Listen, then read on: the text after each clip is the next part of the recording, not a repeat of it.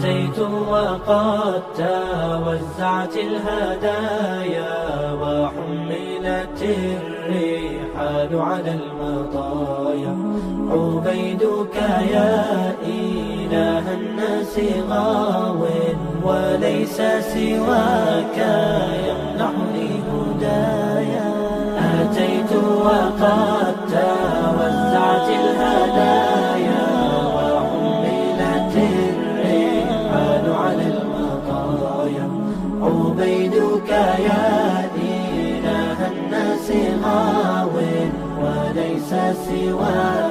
السلام عليكم ورحمة الله وبركاته.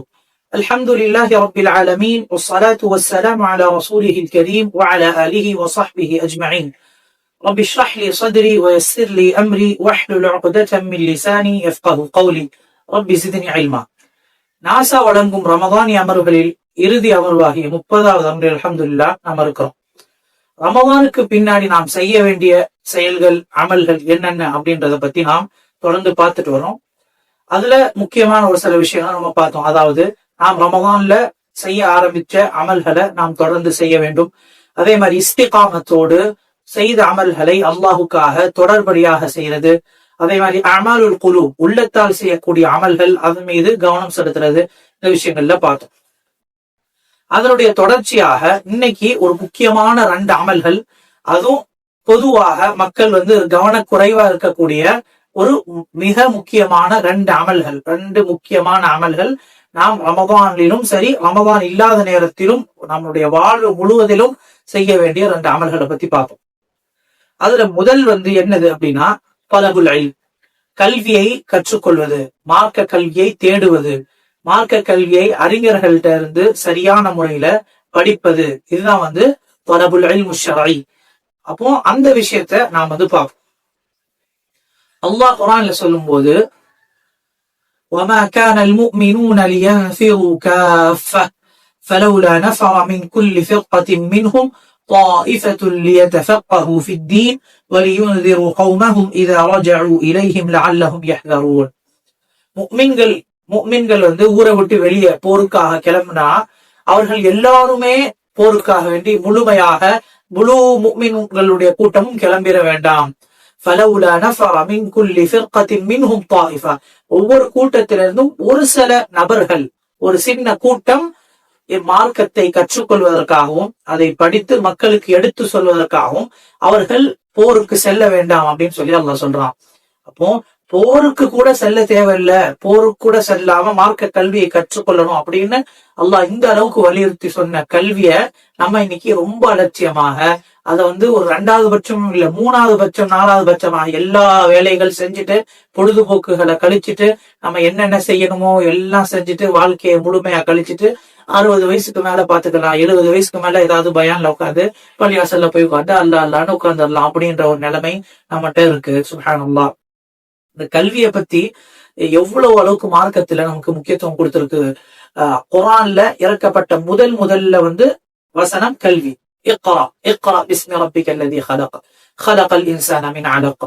அப்போ இன்னைக்கு இன்னொரு விஷயம் நம்ம பாக்குறோம். இந்த மாதிரி குர்ஆன்ல கல்விய அல்லாஹ் படிக்கிறத வகுர் ரப்பி ஸித்னி இல்மா, கல்வியை எனக்கு அதிகப்படுத்தித்தா அப்படின்ற இந்த துஆக்களை மக்கள் என்ன செய்யறாங்க, இது நம்ம ஸ்கூல் படிக்கிறது, இது நம்ம அந்த சயின்ஸ் படிக்கிறது, இது நம்ம மேக்ஸ் படிக்கிறது, இந்த கல்வியை படிக்கிறது, அதனால நம்ம பிள்ளைங்களை கிராஜுவேட்ஸ் ஆக்கணும், நம்ம பிள்ளைங்களை ரிசர்ச் படிக்க வைக்கணும், நம்ம பிள்ளைங்களை பெரிய பெரிய படிப்பு படிக்க வச்சு பெரிய பெரிய பொறுப்புல அமர்த்தணும் அப்படின்னு அல்லாஹ் சொல்றான், குர்ஆன்லயே சொல்லியிருக்கான் அப்படின்ற விஷயங்களை மக்கள் இந்த மாதிரி புரியுறாங்க. மார்க்கம் நம்ம இந்த மாதிரி கற்றுக்கக்கூடிய கல்விகள்ல இருந்து தடுக்கல. நம்ம இப்ப ரிசர்ச் விஷயத்துல நம்ம ஈடுபடக்கூடாது, இல்லைன்னா நம்ம இந்த தொழில்நுட்ப ரீதியா டெக்னாலஜி அதை நம்ம படிக்க கூடாது, இல்லைன்னா இந்த மாதிரி பெரிய பெரிய பொறுப்புகளுக்கான IAS IPS UPSC தேர்வுகள் இந்த மாதிரி படிப்புக்கு படிக்க கூடாது அப்படின்னு மார்க்கம் நம்ம யாரையும் தடுக்கல. அது படிக்க வேணாம் அப்படின்னு படிக்கிறத குறை சொல்லவும் இல்லை. ஆனால் குர்ஆன்லயும் ஹதீஸ்லயும் மார்க்கம் நமக்கு கல்வியை கற்றுக்கொள்ளுங்கள், படியுங்கள், மார்க்க கல்வியை தேடுங்கள். கல்வியை தேடுறது ஒவ்வொரு முஸ்லிமின் மீதும் கட்டாய கடமை. அப்ப இந்த கல்வி எதை பத்தியான கல்வி அப்படின்னு நம்ம பாக்கணும். அப்போ பார்க்கும்போது குர்ஆன்லயும் ஹதீஸ்லயும் எங்கெங்க கல்வி அப்படின்னு சொல்லப்பட்டதோ அதை பத்தி அறிஞர்கள் சொல்றாங்க இது 3 கல்வியை பத்தி தான் குறிக்கும். அடிப்படையாக கல்வி அப்படின்னு குரான்லயும் ஹதீஸ்லயும் உலமாக்களுடைய கவுல்லையும் நபி ஸல்லல்லாஹு அலைஹி வஸல்லம் அவர்களுடைய கூற்றிலையும் செயல்லையும் நமக்கு கல்வி அப்படின்னு சொல்லப்பட்ட அது 3 விஷயம். அதுல முதல்ல மஅரிஃபத்துல்லாஹ், அல்லாஹ்வை அறிவது, அல்லாஹ்வை பற்றியான கல்வி, அல்லாஹ் எப்படிப்பட்டவன், அல்லாஹுடைய மகத்துவம் என்ன, அல்லாஹுடைய பெயர்கள், அல்லாஹுடைய தன்மைகள், அல்லாஹுடைய குத்ரத் எப்படிப்பட்டது, அல்லாஹுடைய ரஹ்மத் எப்படிப்பட்டது, அல்லாஹ் பத்தியான கல்வி. இதுல குறிப்பாக அகீதாவுடைய கல்வி அடங்கும். 2வது மஅரிஃபத்து நபியே, நபி ஸல்லல்லாஹு அலைஹி வஸல்லம் அவங்களுடைய பற்றிய கல்வி, நபி ஸல்லல்லாஹு அலைஹி வஸல்லமுடைய சீரா, அவங்களுடைய வாழ்க்கை, அவங்க எப்படி வாழ்ந்தாங்க, எப்படி இருந்தாங்க, அவங்க குடும்பத்தோடு எப்படி இருந்தாங்க, அவங்க தோழர்களோடு எப்படி இருந்தாங்க, தாவா பணியில அவங்க எப்படி இருந்தாங்க, அவங்களுடைய போர் ரீதியான விஷயத்துல எப்படி இருந்தாங்க, சமூக பணியில எப்படி இருந்தாங்க, எப்படி ஒரு தலைவராக இருந்தாங்க. இந்த மாதிரி ரசூலுல்லாஹ்வுடைய சீரா, அதே மாதிரி ரசூலுல்லாஹ்வுடைய அஹாதீஸ் சுன்னா, ரசூலுல்லாஹ்வுடைய செயல் எவ்வாறு இருந்துச்சு, நபி ஸல்லல்லாஹு அலைஹி வஸல்லம் எப்படி நமக்கு ஒரு முன்மாதிரியாக வாழ்ந்து காட்டினாங்க அப்படின்னு நபி ஸல்லல்லாஹு அலைஹி வஸல்லமுடைய அஹாதீஸ்களையும் நம்ம படிக்கிறது. 3வது மஅரிஃபத்து தீனில் இஸ்லாம், மார்க்கத்துடைய மற்ற விஷயங்கள், சட்ட திட்டங்கள், மார்க்கம் சம்பந்தமான நமக்கு உள்ள கல்வி போதனைகளை நம்ம படிக்கிறது. அதுல ஃபிக்ஹ் அடங்கும். அதே மாதிரி அதுல ஹதீஸ், தஃப்சீர், இந்த விஷயங்கள்லாம் மார்க்கத்துடைய கல்வி அடங்கும். அப்போ கல்வி அப்படின்னா உலூமு ஷர்இய்யா அதை தான் குறிக்கும். அதுல இந்த 3 அடிப்படைகள், 3 விஷயத்தை பத்தியான கல்விதான் மார்க்கத்துல குர்ஆன்லயும் ஹதீஸ்லயும் வகுர் ரப்பி ஜித்னி இல்மா இக்ரா பிஸ்மி ரப்பிக்கல்லதீ خلق. நபி ஸல்லல்லாஹு அலைஹி வஸல்லம் தலபுல் இல்மி ஃபரீதத்துன் அலா குல்லி முஸ்லிம் மன் சலக தரீகன் யல்தமிசு ஃபீஹி இல்மன் ஸஹ்ஹலல்லாஹு லஹு பிஹி தரீகன் இலல் ஜன்னah. இந்த மாதிரி ஹதீஸ்கள் ஏராளமா வருது. அப்போ இந்த ஹதீஸ் எல்லாம் அடிப்படையா பேசிக்கா எதை குறிக்கும் அப்படின்னா மார்க்க கல்வியை, எது ஒரு முஸ்லிமுக்கு அடிப்படையான தேவையான அவசியமான கல்வியோ, எதை கத்துக்கல அப்படின்னா அவன் உண்மையான முஸ்லீம் ஆக மாட்டானோ அந்த கல்வியை தான் குறிக்கும். அப்ப நம்ம என்ன செய்யணும், அந்த கல்விக்கு முதல் முக்கியத்துவம் கொடுக்கணும். இப்ப குழந்தைகள நம்ம சின்ன பிராயத்துல ஒரு 4 வயசு 5 வயசு இருக்கும்போது நம்ம என்ன செய்யறோம், முதல்ல ABCD, ஆல்பபெட்ஸ், போயம், ரைம்ஸ், இந்த விஷயங்கள் தான் ரொம்ப நம்மளுடைய ப்ரையாரிட்டியா முக்கியத்துவம் வாய்ந்ததா இருக்குது. என் பிள்ளை ரைம் சொல்லுது, என் பிள்ளை போயம் சொல்லுது அப்படின்னு. இதே இது என் பிள்ளை இந்த சூறா ஓதுது, என் பிள்ளை என்னென்ன ஹதீஸ்கள் மனனம் செஞ்சிருக்குது, என் பிள்ளைக்கு என்னென்ன முத்தூன்கள் அரபியில உள்ள மார்க்க ரீதியான உள்ள சின்ன சின்ன கவிதைகள் இருக்குது, இதை நான் படிச்சு கொடுக்குறேன்னா அதனுடைய பொருள்கள், அதே மாதிரி மார்க்கத்துடைய அர்கானுல் இஸ்லாம், அர்கானுல் ஈமான், இதை பத்தியான விஷயத்துல நான் சொல்லிக் கொடுக்குறேன். நபிமார்களுடைய வரலாறுகள், கதைகள், அவர்களுடைய சம்பவங்கள், சரித்திரங்கள், வாழ்க்கை, இதை நான் சொல்லித்தரேன். நான் மார்க்க சட்டங்கள், மார்க்கத்துல உள்ள அகீதாவுடைய விஷயமா இருக்கட்டும், அல்லாஹ் பத்தி, அல்லாஹ் நம்மளை ஏன் படைச்சான், அல்லாஹ் எப்படிப்பட்டவன், அல்லாஹ்வுடைய குத்ரத் எப்படிப்பட்டது, இந்த விஷயங்களை நம்ம பிள்ளைங்களுக்கு சொல்லி கொடுத்து அதை வச்சு நம்ம பெருமைப்படுறோம், அதை வச்சு நமக்கு சந்தோஷம் ஏற்படுது அப்படின்னா இல்ல.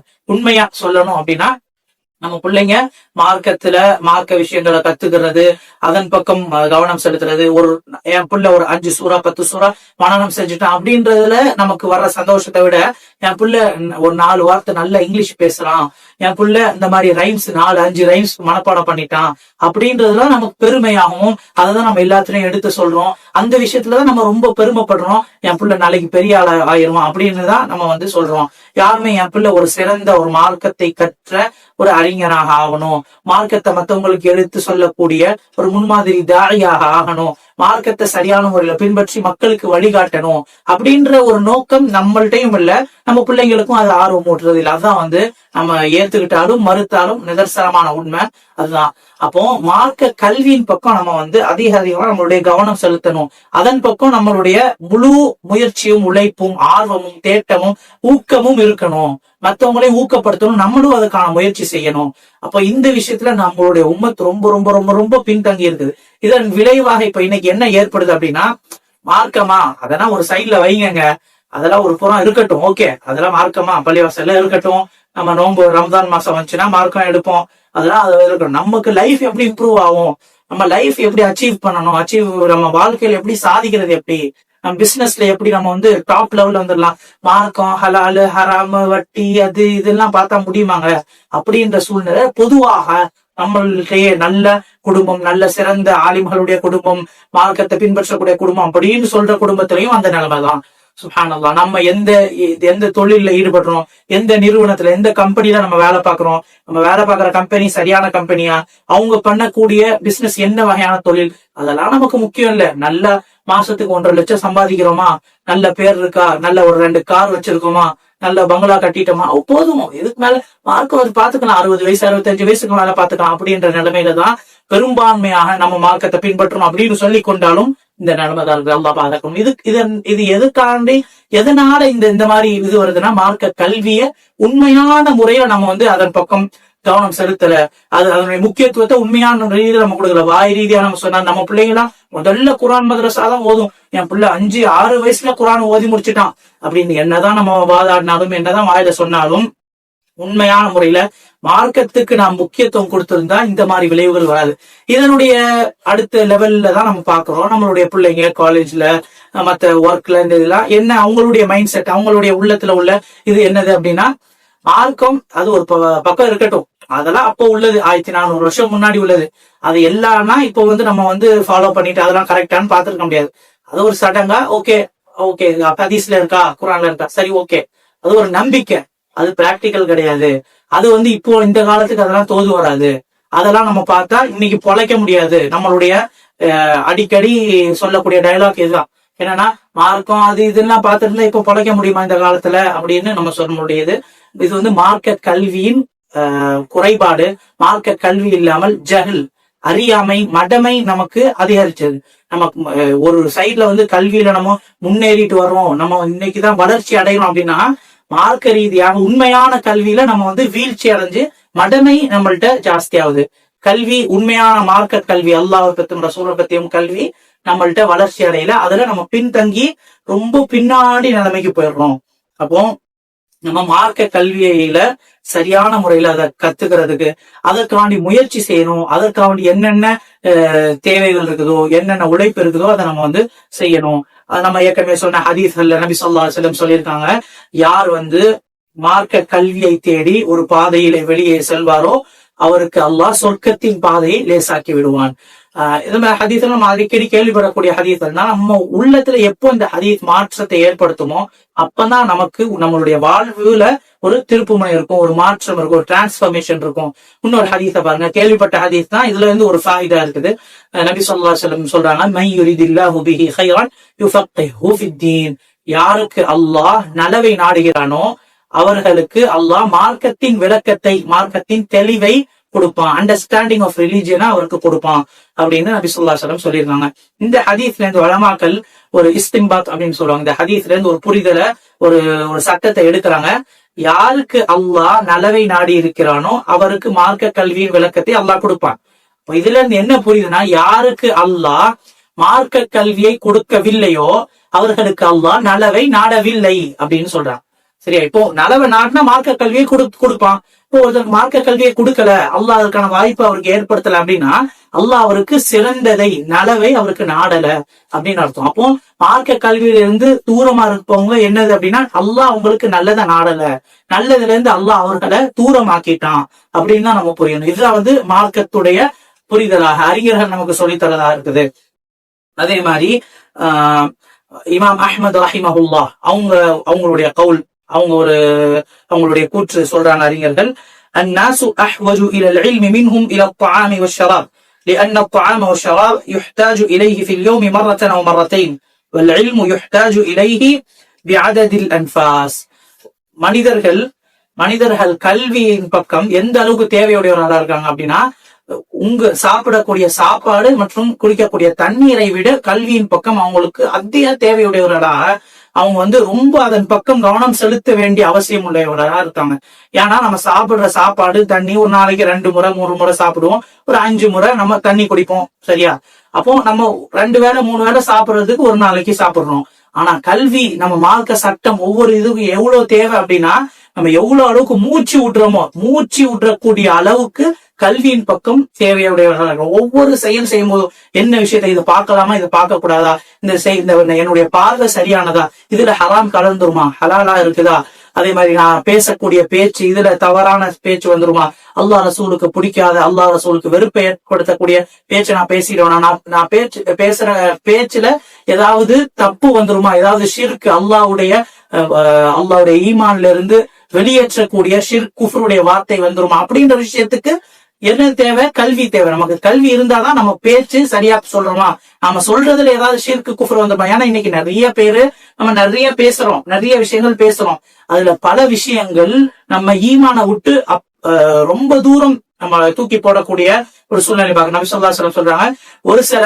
நபர்கள் சில பேச்சை பேசி விடுவாங்க, சில வார்த்தைகளை சொல்லிடுவாங்க, அதன் மூலமாக நரகத்தில் ரொம்ப தூரம் அவங்க தூக்கி போடப்படுவார்கள். அவங்க பேசுற பேச்சினால அவங்க அதை பெரிய விஷயமாவே கருதி இருக்க மாட்டாங்க. ஆனா அந்த பேச்சின் காரணமாக, அந்த வார்த்தைகள், ஒரு சில வார்த்தைகளின் காரணமாக நரகத்தில் அவ்வளவு தூரம் அவங்க தூக்கி போடப்படுவார்கள். இது எதனால வருது? சரியான கல்வி இல்லாததுனாலதான் வருது. அப்போ நம்ம எந்த அளவுக்கு மூச்சு விடுறோமோ, ஒவ்வொரு மூச்சு ஒரு நாளைக்கு எத்தனை வாட்டி மூச்சு விடுவோம், ஒரு நிமிஷத்துக்கு நம்ம எத்தனை 30-50 வாட்டி ஒரு நிமிஷத்துக்கு நம்ம மூச்சு விடுவோம். அந்த அளவுக்கு நாம் கல்வியின் பக்கம் தேவையுடையவர்களா இருக்கும். கல்வி இல்லை அப்படின்னா எந்த நேரத்துல எப்படி வேணா நம்ம மாத்தி நம்மளுடைய ஸ்டாண்ட்ஸ் நிலை மாறிடும். ஹதீஸ்ல யுஸ்பிஹு ரஜுலு முஃமினா வ யும்சி காஃபிரா வ யும்சி முஃமினா வ யுஸ்பிஹு காஃபிரா. ஒரு மனிதன் எப்படி இருப்பான்னா, காலையில முஸ்லிமாக இருப்பான், ஈவினிங் காஃபிர் ஆயிடுவான், ஈவினிங் முஸ்லிமா இருப்பான், காலையில காஃபிர் ஆயிடுவான். காஃபிர்னா அவன் வெளியில முகமது அப்துல் ரஹ்மானாகவும் தான் இருப்பான், ஆனா அவனுடைய கொள்கை, அவனுடைய நம்பிக்கை, அவனுடைய பேச்சு எல்லாமே காஃபிருடைய பேச்சாக, காஃபிருடைய நம்பிக்கையாக, அவனுக்கு தெரிந்தோ தெரியாமலோ அந்த நடவடிக்கையில போயிடுவான் அப்படின்னு.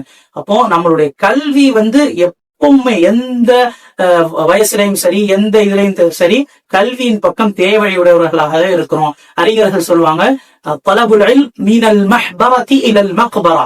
தொட்டியிலிருந்து சுடுகாடு வரைக்கும், கபர் வரைக்கும் கல்வி தேடக்கூடிய விஷயம் தொடர்ந்து இருக்கும். நான் கத்துக்கிட்டேன், நான் 2 வருஷம் படிச்சுட்டேன், 4 வருஷம் படிச்சுட்டேன், நான் சின்ன வயசுல மக்தப்ல 4 வருஷம் படிச்சுட்டேன், அதனால எனக்கு தெரியும், நான் மார்க்கத்தை கத்துக்க தேவையில்லை, இல்லைன்னா நான் இந்த மதரசாக்கு போய் படிச்சுட்டேன், நான் பட்டம் வாங்கிட்டேன், நான் ஆலிம் ஆகிட்டேன் அப்படின்னு சொல்லவே முடியாது. மார்க்க கல்வியை கத்துக்கிறது அப்படின்றது மினல் மஹ்பரதி இலல் மக்பரா. தொட்டியில ஒரு சின்ன குழந்தை பிறக்குது அப்படின்னா அப்பையில இருந்தே அந்த குழந்தைக்கு கல்வியின் பக்கம் தேவை இருக்குது. கல்வியை சொல்லிக் கொடுக்கணும், மார்க்கத்தை சரியான விஷயங்கள் அல்லாஹ் ரசூல் சொன்னதை சொல்லிக் கொடுக்கணும். எது வரைக்கும்னா மக்பரா, கபருக்கு செல்ற வரைக்கும் அவருக்கு அந்த கல்வியுடைய விஷயம் தேவையாக இருக்குது. அப்போ இந்த மார்க்க கல்வியில இருந்து ஒரு மனிதன் தேவையற்று இருக்க முடியாது. அவன் தேவையற்று நான் படிக்க தேவையில்லை, நான் எல்லாம் படிச்ச மேதாவி ஆயிட்டேன் அப்படின்னு ஒருத்தர் என்னன்னா, அவனை விட ஜாஹில், அவனை விட மடையன், அவனை விட அறிவிலி யாரும் இருக்க முடியாது. அப்போ யார் அறிஞர்கள் சொல்லுவாங்க, மன் கால அன ஆலிம் ஃபஹுவ ஜாஹில். யார் நான் ஆலிம், நான் அறிந்தவன், நான் கற்றவன், நான் மேதை அப்படின்னு யார் சொல்லுவானா அவன் மடையன், அவன் ஜாஹில் அப்படின்னு அறிஞர்கள் சொல்லி காட்டுவாங்க. அப்போ இந்த கல்வியின் பக்கம் நாம் எந்த அளவுக்கு கவனம் செலுத்தணும் அப்படின்றத நம்ம பார்க்கணும். அடுத்து இந்த கல்வியை தொடர்பான அடுத்த விஷயம் என்னது அப்படின்னா தஅவா. மக்களை நேரான பாதையில், சரியான பாதையில் மக்களை அழைப்பது. நம்ம கல்வி கற்றதன் பக்கம், ஹக்கின் பக்கம், சத்தியத்தின் பக்கம், அல்லாஹ்வின் பக்கம், இந்த தௌஹீத் உண்மையான ஓரிரை கொள்கையின் பக்கம், மார்க்கத்தின் பக்கம் மக்களை மற்றவங்களை அழைக்கிறது, மற்றவங்களுக்கு சரியானதை எடுத்து சொல்றது, இதுவும் ஒரு கட்டாயமான விஷயமாக இருக்குது. அல்லாஹ் சொல்றான், قل هذه سبيلي أدعو إلى الله على بصيرة أنا ومن اتبعني.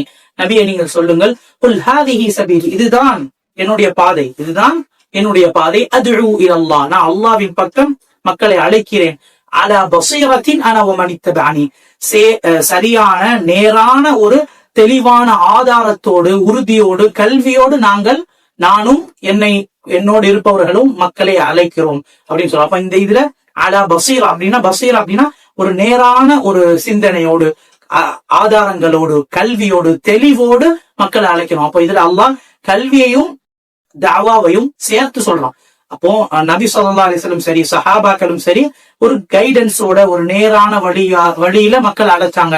அவங்கள்ட்ட குர்ஆன் இருந்துச்சு, நபி ஸல்லல்லாஹு அலைஹி வஸல்லம் வழிகாட்டுதல் இருந்துச்சு, கல்வி இருந்துச்சு, அந்த கல்வியோட அழைச்சாங்க. அப்ப அந்த கல்வியோட நம்ம தஅவா செய்யறது கட்டாயமாக இருக்குது அப்படின்னு சொல்லிட்டு நபி ஸல்லல்லாஹு அலைஹி வஸல்லம் அவங்களுக்கு அல்லாஹ் கட்டளையிட்டு இருக்கிறான். அதே மாதிரி என்னது அப்படின்னா, இப்ப தஅவா செய்யறது உண்மையான கட்டாயமான பொறுப்புகளிலேயே உயர்ந்த பொறுப்பு. எந்த கூட்டம் தாவாவை மறந்து விடுமோ அந்த கூட்டத்தை அல்லாஹ் அழிச்சு விடுவான். அப்போ அந்த தாவா ரொம்ப உயர்ந்த கட்டாயமான பொறுப்பா இருக்குது. அந்த பொறுப்பு செய்யறதற்கு கல்வி தேவை. ஏன்னா கல்வி இல்லாத ஒரு ஜாகில் தாவா செய்ய போறான், கல்வி சரியான கல்வி அறிவில்லை, எது ரைட் எது தப்பு எது ஹலால் எது ஹராம் சரியான படிப்பு படிக்காதவர்கள், சரியாக மார்க்கத்தை கற்காதவர்கள் என்ன செய்வாங்க, தாவா செய்ய போறன்னு தானும் வழிகட்டு மக்களையும் வழிகெடுத்து அவர்கள் நல்லதை உருவாக்குறதை விட அவர்கள் உருவாக்கக்கூடிய குழப்பம் பெரிய குழப்பமா இருக்கும். அதனால சரியான கல்வியோட தாவா செய்யணும். அதனாலதான் நம்ம சொல்றோம், சரியான அழைப்பாளர்கள், சரியான கொள்கை கற்ற மார்க்க அறிஞர்கள்ட்ட நேரடியாக கற்ற அழைப்பாளர்களை நாம் பற்றி பிடித்துக்கணும். அவங்கள்ட்ட நம்ம மார்க்கத்துடைய தெளிவை பெற்றுக்கொள்ளணும். அதே மாதிரி நம் மார்க்க சட்டங்களை கேட்பதற்கு அந்த சட்டத்தில் உள்ள நிபுணர்கள் எக்ஸ்பர்ட்ஸ்ட நம்ம மார்க்கத்தை கேட்கணும். சும்மா மைக்க பிடிக்கிற எல்லாத்துட்டையும் வர போற எல்லாத்துட்டையும் இது ஹலாலா இது ஹராமா இப்படி செய்யலாமா கூடாதா அப்படின்னு எல்லாரும் மார்க்க சொல்லக்கூடிய, நான் கத்தி எடுத்தவன்லாம் டாக்டர் அப்படின்னு இருக்கக்கூடிய இது கிடையாது. அது டாக்டர் அப்படின்னா அதுக்கு ஒரு தனி மரியாதை இருக்குது, அதுக்கு ஒரு தனி எக்ஸ்பீரியன்ஸ் இருக்குது, அதுக்கு ஒரு தனி படிப்பு தனி தகுதி இருக்குது. அதே மாதிரி மார்க்கத்துல ஹலால் ஹராம் அப்படின்னு சொல்றதுக்கு ஒரு தகுதியும் ஒரு அனுபவமும் அதற்கான ஒரு அந்தஸ்து இருக்குது. அவர்கள் எந்த அளவுக்கு படிச்சிருக்காங்க, அவங்களுக்கு யார் கற்றுக் கொடுத்திருக்காங்க, அவங்களுக்கு என்ன தகுதி இருக்குது, என்னென்ன புத்தகங்கள் படிச்சிருக்காங்க, எத்தனை வருஷம் அனுபவம் இருக்குது, அதெல்லாம் பார்த்துட்டு தான் நம்ம மார்க்கத்தை நம்ம கேட்கணும். இப்ப நம்ம ஒரு டாக்டர்கிட்ட போறோம் அப்படின்னா சும்மா போயிருமா, ஏதோ வர போற டாக்டர் யாருன்னே தெரியாதவர்கிட்ட போயிருமா, அவர் எப்படிப்பட்ட ஆளு, எத்தனை வருஷம் அனுபவம், அவர்கிட்ட யாராவது போய் செக் பண்ணிருக்காங்களா, அவர் நல்லா பாப்பாரா அப்படின்னு நான் பார்த்துட்டு 1000 பேர்ட்ட விசாரிச்சுட்டு நம்ம அவர்கிட்ட போறோம். ஆனா மார்க்க சட்டத்தை கேட்கறது யாரோ ஒரு ஆள், அவர் படிச்சாரா படிக்கலையா, அவருக்கு தெரியுமா தெரியாதா, எது இருந்தாலும் பரவாயில்ல அவர்கிட்ட சட்டம் கேட்கறது. இது நம்மளுக்கு நம்மளுடைய பொடுபோக்கையும் மார்க்கத்தை பத்தி நம்ம ரொம்ப துச்சமா மதிக்கிறத நம்ம காண முடியுது. அப்போ மார்க்கத்தை யார்கிட்ட கேட்கணும் அப்படின்னு நம்ம பார்க்கணும், அவர் தகுதியானவரா. ஏன்னா நாளைக்கு கியாமத்துல சொர்க்கம் நரகம் சம்பந்தப்பட்ட மார்க்கம் சரியா. இப்ப இந்த மார்க்கத்தின் அடிப்படையில் தான் அல்லாஹ் நமக்கு சொர்க்கத்தையோ நரகத்தையோ கொடுப்பான். அல்லாஹ் நமக்கு தண்டனை கொடுக்கறதும் அல்லாஹ் நமக்கு ரிவார்ட்ஸ் அதாவது நற்கூலி கொடுக்கறதும் இந்த மார்க்க அடிப்படையில தான். யாரோ ஒரு ஆள் சொல்லிட்டாருன்னு நம்ம பின்பற்றி அதன் மூலமாக நம்ம எங்க போவோம் அப்படின்ற ஒரு சிந்தனை அந்த யோசனை நம்மகிட்ட இருக்கணும். அதே மாதிரி அல்லாஹ் குர்ஆன்ல சொல்றான் தாவாவுடைய இத பத்தி, ومن احسن قولا ممن دعا الى الله وعمل صالحا وقال انني من المسلمين. பேச்சிலேயே சிறந்தவர் யாராக இருக்க முடியும், மிம்மன் தஆ இலல்லாஹ், யார் அல்லாஹ்வின் பக்கம் மக்களை அழைத்து, வஅமில சாலிஹன், தானும் நல்ல அமல்களை செய்து, வகால இன்னனி மினல் முஸ்லிமீன், நான் முஸ்லிம்களில் ஒருவன் அப்படின்னு அவர் அத மூலமாக பெருமைப்படுகிறாரோ, அவரை விட பேச்சில் சிறந்த பேச்சை கூறுபவர் யாராக இருக்க முடியும் அப்படின்னு சொல்லிட்டு அல்லாஹ் கேட்கிறான். அதே மாதிரி இந்த தாவாவுடைய விஷயத்துல இன்னும் ஒரு ஆயத்து இருக்குது. அதுல சூரத்துல் அஸ்ர்ல அல்லாஹ் சொல்லும் போது, வல் அஸ்ர், காலத்தின் மீது சத்தியமாக, இன்னல் இன்சான லஃபீ குஸ்ர், நிச்சயமாக மனிதர்கள் அனைவரும் நஷ்டத்திலே இருக்கிறார்கள், இல்லல்லதீன ஆமனு வஅமிலுஸ் ஸாலிஹாத் வதவாஸவ் பில் ஹக்கி வதவாஸவ் பிஸ் ஸப்ர், யார் சரியான முறையில் அல்லாஹ்வை அறிந்து ஈமான் கொண்டு அமல்கள் செய்து, அதே மாதிரி வதவாஸவ் பில் ஹக், நல்லதை சத்தியத்தை மற்றவர்களுக்கு உபதேசித்து தாவா செய்து, வதவாஸவ் பிஸ் ஸப்ர், ஸப்ரையும் ஒருவருக்கு மற்றொருவர் ஏவி அதை வசியத் செய்து தாவா செய்கிறார்களோ, சபுரோடும் தாவாவோடும் யார் இருக்கிறார்களோ, இந்த 4 நபர்களை தவிர மற்ற எல்லாருமே நஷ்டத்திற்குரியவர்கள் அப்படின்னு சொல்றாப்போ, அல்லாஹ் இந்த ஆயத்துல ஒருத்தர் நஷ்டத்திலிருந்து தப்பிக்கணும், ஒருத்தர் வெற்றியாளராக இந்த உலகத்திலும் மறு உலகத்தில் இருக்கணும் அப்படின்னா இந்த 4 விஷயத்துல ஈமான்னா கல்வியோடுதான் அல்லாஹ்வை ஈமான் கொள்ள முடியும். அல்லாஹ்வை பற்றியும் மார்க்கத்தை பற்றியும் அறிந்து அதை ஈமான் கொள்றது. 2வது அமல் செய்யறது, ஈமான் கொன்றதைப்படி அமல் செய்யறது, அல்லாஹ்வுடைய கட்டளைகளை ஏற்று நடப்பது, பின்பற்றுறது, அல்லாஹ் தடுத்ததிலிருந்து தவிர்ந்திருக்கிறது. 3வது தாவா செய்யறது, வதவாஸவ் பில் ஹக், சத்தியத்தின் பக்கம் மக்களை அழைப்பது, சத்தியத்தை கொண்டு உபதேசம் செய்யறது, வதவாஸவ் பிஸ் ஸப்ர், சபரை கொண்டு பொறுமை கொண்டு நாம் கடைபிடித்து மற்றவங்களுக்கு உபதேசம் செய்யறது. இந்த 4 அடிப்படைகள் எப்பவும் ஒரு முஸ்லிமுடைய வாழ்க்கையில் இருக்கணும். இந்த 4 அடிப்படைகளை எதுவரை நம்ம பற்றி பிடித்துக் கொள்றோமோ, இதை ஃபாலோ பண்றோமோ, இதை நம்மளுடைய கண்ணுக்கு முன்னாடி வச்சு இதுதான் என்னுடைய வாழ்க்கையின் லட்சியம் அப்படின்னு நம்ம எப்போ எடுத்துக்கிறோமோ அப்போ வரைக்கும் நம்மளுடைய வாழ்க்கை நேரான பாதையிலையும் அல்லாஹ் ரசூல் சொன்ன பாதையிலையும் சொர்க்கத்தின் பாதையிலும் நம்ம நிலைச்சிருப்போம். இதுல இருந்து இந்த 4ல ஏதாவது ஒண்ணுல நம்ம கோட்டை விட்டுட்டோம் அப்படின்னா நம்மளுடைய வாழ்க்கையின் அந்த நோக்கம் பர்பஸ் தவறி போயிடும். அப்போ நம்மளுடைய நிலைமை எங்க இருக்கும், நம்மளுடைய முடிவு என்ன இருக்கும் அப்படின்றது கேள்விக்குறிதான். அல்லாஹ் சுப்ஹானஹு வ தஆலா நம்ம அனைவர்களையும் சரியான முறையில சரியான கல்வி கற்று அமல் செய்து மற்றவர்களுக்கும் அதை எடுத்து சொல்லி சிறந்த முஃமின்களாக சாலிஹீன்களாக நபிமார்களோடும் சுஹதாக்களோடும் நம் அனைவர்களையும் சொர்க்கத்தில் ஒன்று கூட்டுவானாக. நாம் எந்தெந்த விஷயங்களை சொன்னோமோ அந்த விஷயங்களின்படி அமல் செய்ய தௌஃபீக் செய்வானாக. நாம் இந்த ரமதானில் செய்த அமல்களை அல்லாஹ் ஏற்றுக்கொள்வானாக. நம்மிடமிருந்து ஏற்பட்ட குறைகளையும் தவறுகளையும் அல்லாஹ் மன்னித்து அதற்கு பகரமாக நன்மைகளாக அதை மாற்றி அல்வானாக. வாஹிரு தஅவானா அல்ஹம்துலில்லாஹி ரப்பில் ஆலமீன். வஸ்ஸலாமு அலைக்கும் வரஹ்மத்துல்லாஹி வபரகாத்துஹு.